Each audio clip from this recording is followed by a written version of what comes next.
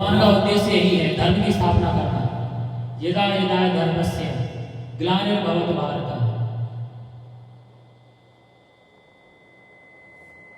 इसीलिए भगवान युद्ध भूमि में पांडवों की तरफ से खड़े हैं और उन्होंने युद्ध न करने की प्रतिज्ञा ले रखी है।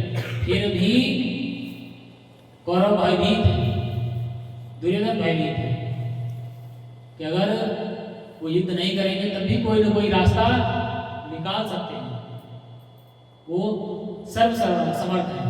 भगवान की शक्ति के बारे में सभी जानते हैं, कौरवों की तरफ से उपस्थित सभी कौरव जानते हैं, लेकिन अभिमान इतना है कि उस बात को मानने को तैयार नहीं,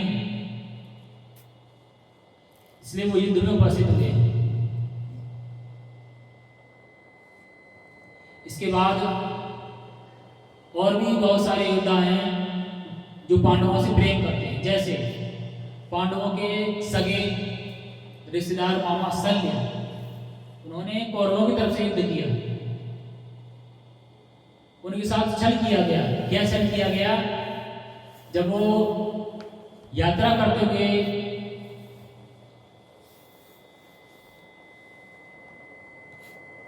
आ रहे थे पांडवों से मिलने के लिए, पांडवों की युद्ध सेना में शामिल होने के लिए, उसी समय दुर्योधन स्वयं न जाकर पांडवों के सैनिकों का भेष बनाकर और उनका स्वागत करता है और उनको भोजन आदि ग्रहण कराता है और उनसे ये वचन दे देता है कि आप हमारे तरफ से ही युद्ध करेंगे। तो जो महाराज शल्य हैं वो उन्हें वचन देते हैं कि हाँ, मैं आपके तरफ से ही युद्ध करूंगा। जब इतना वचन मिल जाता है तब वो अपना भेद खोलता है कि हम तो कौरवों की तरफ से। तो वो शल्य महाराज कहते हैं कि मैं तो कौरवों की तरफ से युद्ध करने के लिए नहीं आया था, मैं तो पांडवों की तरफ से युद्ध में शामिल होने आया था, आपने मेरे साथ छल क्यों किया? तो वो कहता है कि आपसे श्रेष्ठ सारथी इस दुनिया में कोई भी नहीं है और हमें एक श्रेष्ठ सारथी की आवश्यकता थी, इसलिए हमने छल किया। उन्होंने मन ही मन तय कर लिया कि ठीक है बेटा, तुमने छल तो कर लिया है, इसका जवाब मैं भी छल के साथ ही दूंगा। और फिर जब युद्ध आगे बढ़ता है, उसी क्रम में जब बड़े बड़े महारथी युद्ध भूमि में वीर गति को प्राप्त हो जाते हैं, जैसे द्रोणाचार्य हैं, भीष्म हैं, आदि आदि, तब कर्ण को सेनापति बनाया जाता है। और ये रिक्वायरमेंट जो है श्रेष्ठ सारथी की कर्ण की थी।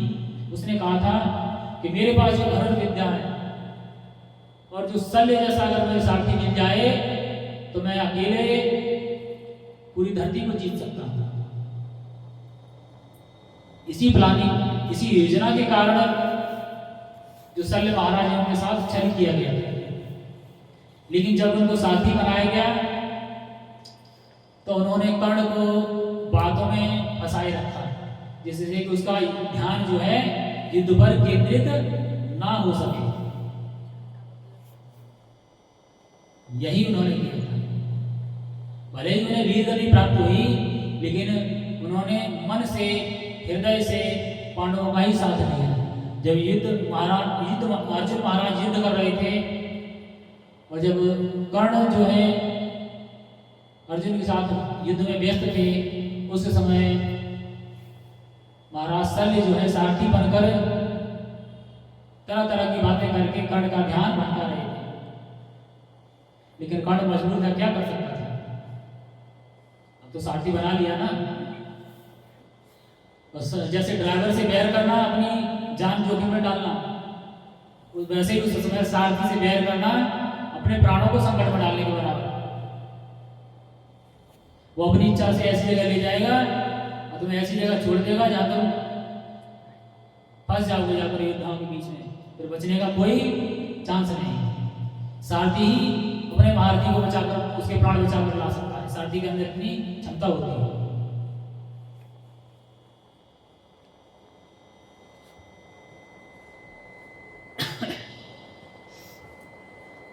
तो इस तरह से जो महाराज शल्य हैं वो कौरवों की तरफ से युद्ध करने के लिए गए थे और समय आने पर उन्होंने कर्ण का साथी बनना भी स्वीकार किया था।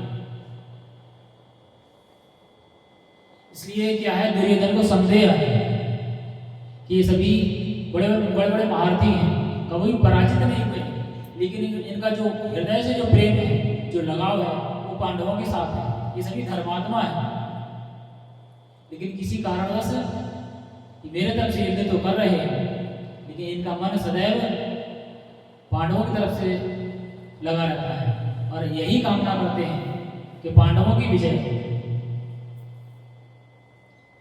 और उसके बाद जब भीम का वर्णन करता है तो कहता है भीम भले ही, मन में उसके ये विचार आता है कि भीम भले ही नवसी किया है, लेकिन जब वो युद्ध में करता है तो आंख बंद करके युद्ध करता है, वो नहीं देखता किसको कहां मार रहा है। वो युद्ध में ऐसे घुस जाता है जैसे एक हाथी जंगल में घुस जाता है तो वृक्षों को काटना प्रारंभ कर देता है, वैसे ही वो युद्ध में जाता है और जो उसके सामने आता है उसको मरना ही पड़ता है। इस तरह से वो भयभीत है भीम के कारण।